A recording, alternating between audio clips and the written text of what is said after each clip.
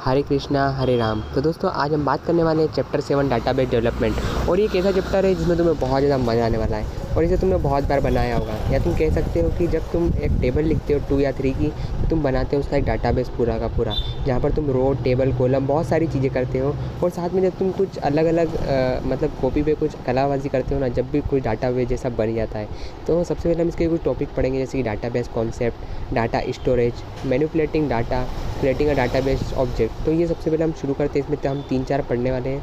तो सबसे पहले आता है डाटाबेस क्या है। तो डाटाबेस एक ऑर्गेनाइज सेट है, यानी कलेक्शन है बहुत सारी चीज़ों का, नंबर्स का, या कह सकते हो एक सिमिलर चीज़ों का, जैसे कि किसी का नाम हो गया या तुम्हारे रोल नंबर हो गया, या अगर अभी देखो परीक्षा होती है, तुम्हारे मार्क्स होते हैं, तो उन सब का एक कलेक्शन, तुम्हारे नाम और ये सब। तो इसमें दिखा है कि एक स्टेशनरी शॉप है, वहाँ पे अलग अलग प्राइस है बुकों का, तो एक उसका पूरा का पूरा बंच। और ये MySQL और माइक्रोसॉफ्ट एक्सेस में बनता है, यानी तुम कह सकते हो कि कंप्यूटर में बनता है, जहाँ पर एक्सेल जैसी शीट होती है, यानी इसमें रो और कॉलम बने होते हैं।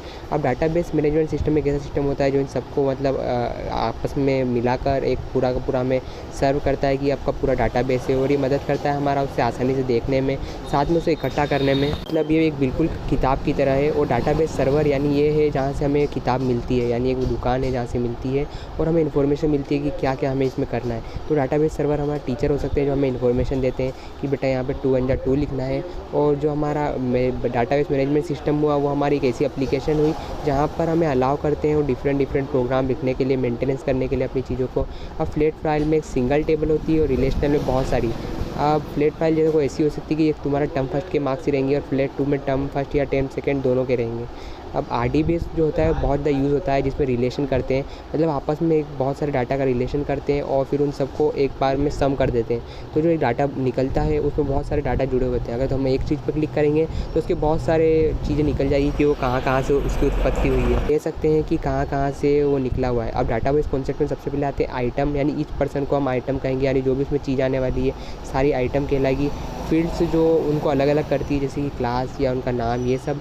और रिकॉर्ड जो होता है वो जो पूरा हमारा एक आएगा उसको हम रिकॉर्ड बोलेंगे। और जो वैल्यू जिसमें एक्चुअल टेस्ट और न्यूमेरिकल वैल्यू होगी वो सब वैल्यू में आ जाएगी, चाहे वो नंबर हो या हमारा अल्फ़ाबेट हो, या हम उसे कहते हैं स्वर व्यंजन, या संस्कृत की कोई भाषा के कोई शब्द हो। तो वैसे संस्कृत बहुत ज़्यादा डरावनी लगती है पढ़ने में, पर उसमें जो शब्द आते हैं ना वो बहुत ज़्यादा मज़ेदार होते हैं। तो अब बात करते हैं रिकॉर्ड यूनिकनेस, यानी रिकॉर्ड की अगर हमें यूनिकनेस करनी है तो हम क्या करते हैं कि हर किसी का अलग अलग नाम रखते हैं। ये बिल्कुल ऐसा ही है कि जैसे एक फैमिली में बहुत सारे लोग हैं और उनका अलग अलग नाम है ताकि हम उनको पहचान पाएँ। तो ये भी डाटा भी बिल्कुल हमारी लाइफ से जुड़ा हुआ ही है, हम इसे आसानी से समझ सकते हैं हमारी लाइफ से कनेक्ट करके। तो यूनिकनेस का मतलब तुम समझ गए। और इसके लिए हम की फील्ड का यूज़ करते हैं, जिसका मतलब होता है कि जो 100% यूनिक वैल्यू देगी, और अगर उसमें कोई की फील्ड नहीं होती है तो अपने आप वो वैल्यू मतलब डिनाइड हो जाएगी या फिर बाहर हो जाएगी। अब डाटा स्टोरेज का मतलब होता है कि डाटा को स्टोरेज करके रखना, जैसे कि हम हमारे मन में बहुत सारी चीज़ों को स्टोर करके चीज़ों को हम स्टोर करके रखते हैं। अब उसमें टेबल कॉलम फील्ड और रोज़ आती है। टेबल जो होती है उसको कॉलम और फील्ड का पूरा पूरा बंच होती है, जिसमें हॉरिजॉन्टल और वर्टिकल दोनों होते हैं। अब कॉलम तुम कह सकते हो कि एक खंबे की तरह है जो कि सीधा खड़ा रहता है, और रो जो है वो लेटी हुई एक छड़ी की तरह है जो नीचे रहती है, जैसे कि ब्रिज। जैसे तुम राम सेतु ब्रिज देखते हो ना, तो राम सेतु ब्रिज बिल्कुल ऐसा है, और जो श्री राम जी ऐसे बाण चलाते हैं वो बिल्कुल सीधा है।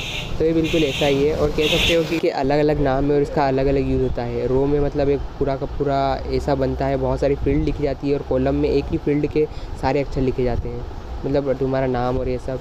तो ये बहुत ज़्यादा यूज़फुल है।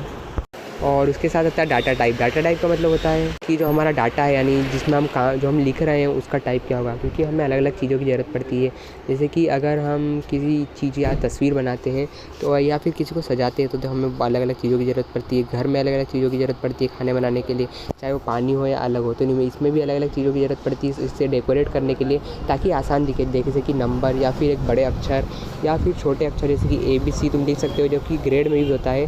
और फिर अगर तुम मार्क्स लिखना चाहो तो न्यूमेरिक वैल्यू कर सकते हो, अगर परसेंटेज बताना चाहो तो percentage value.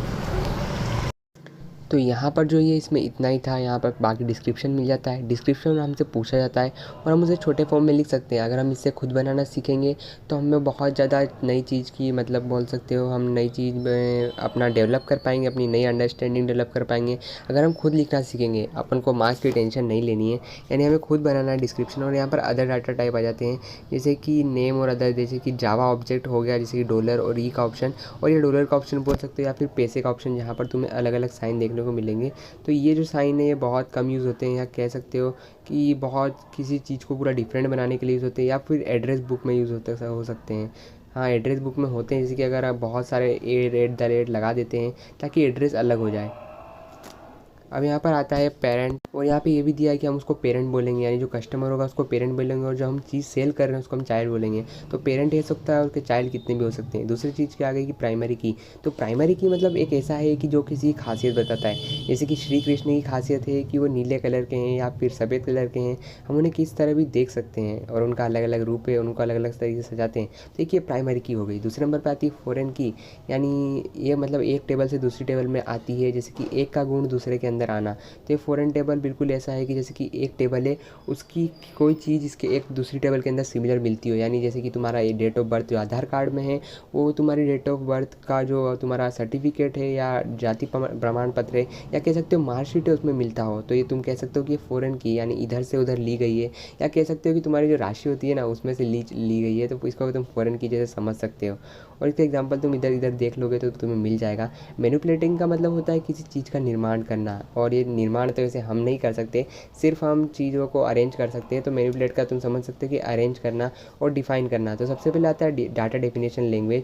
Data definition language एक ऐसी डिस्क्रिप्शन है जहाँ पर हम डिफ़ाइन करते हैं डिफरेंट स्ट्रक्चर डाटाबेस को, यानी डाटाबेस को अलग अलग तरीके से अरेंज करते हैं, और फिर वो नई चीज़ में डिफ़ाइन हो जाता है, जिसको हम कहते हैं क्रिएट करना, मॉडिफाई करना, रिमूव करना। यानी अगर हम उसमें से कुछ चीज़ें हटा देंगे अरेंजमेंट में से तो रिमूव हो जाएगी। अगर कुछ चीज़ों को उसमें सही से अरेंज कर देंगे तो मॉडिफाई कह सकते हैं हम उसे, और अगर हम इसका ऐसे ही अरेंज करते रहते हैं तो उसको हम क्रिएट कह सकते हैं। तो यहाँ पर जो छोटी मोटी कमांड इसको हम कह सकते हैं यूज़ करने के लिए, वो है क्रिएट, एल्टर, ड्रॉप। जो क्रिएट होती है उससे क्रिएट करने के लिए, एल्टर जो है मॉडिफाई करने के लिए, यानी कुछ चीज़ तुम हटा दो।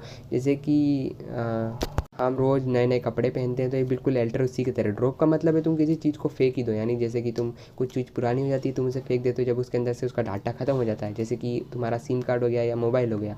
तो डाटा मैनिपुलेशन लैंग्वेज होती है जो यहाँ पर तुम मैनिपुलेट कर पाओ। ये मैनिपुलेट इसकी तरह है जैसे कि बार बार प्रकृति में जैसे कुछ चीज़ सिलेक्ट होती है, किसी महीने में कोई सी चीज़ आती है और किसी महीने में कुछ चीज़ डाली जाती है भगवान के द्वारा, तो प्रकृति अलग फल देती है या फिर अलग। तो ये बिल्कुल उसी की तरह, जैसे कि यहाँ पर कुछ सिलेक्ट होती है चीज़ें, ये तुम्हें आसान बताना है समझने के लिए कि तुम इसकी वजह से कुछ चीज़ें सिलेक्ट कर सकते हो आसानी से, और इसमें कुछ चीज़ें इंसर्ट कर सकते हो, डिलीट कर सकते हो, अपडेट कर सकते हो। तो ऐसी चीज़ें जो तुम्हें करने का मौका देती है, यानी अगर तुम्हारी फाइल एक बार बन गई तो तुम्हें ये सारी चीज़ सिलेक्ट, अपडेट और डिलीट करना है, मॉडिफाई करने का मौका देगी।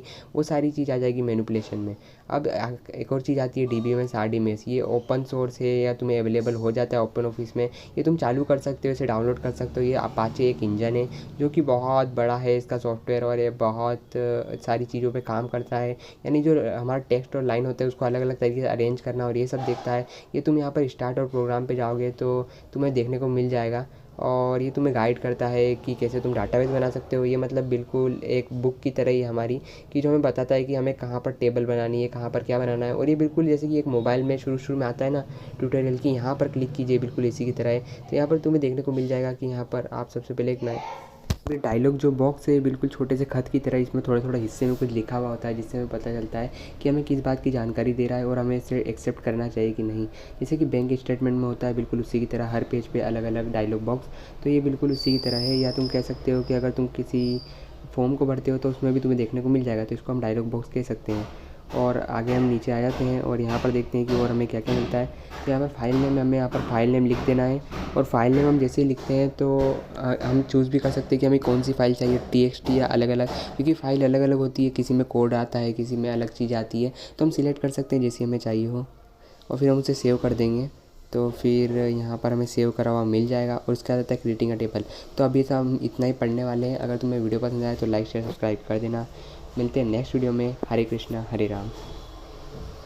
और यहाँ पर एक और चीज़ है, देखो तुम्हें टेबल देखने को मिल जाएगी जो तुमने बनाई होगी यहाँ पर, और तुम डिस्क्रिप्शन भी दे सकते हो अपने टेबल के बारे में कि इसमें क्या क्या लिखा हुआ है। तो ये बहुत अच्छा है, इसमें क्वेरी भी है और फॉर्म भी है और रिपोर्ट्स भी है।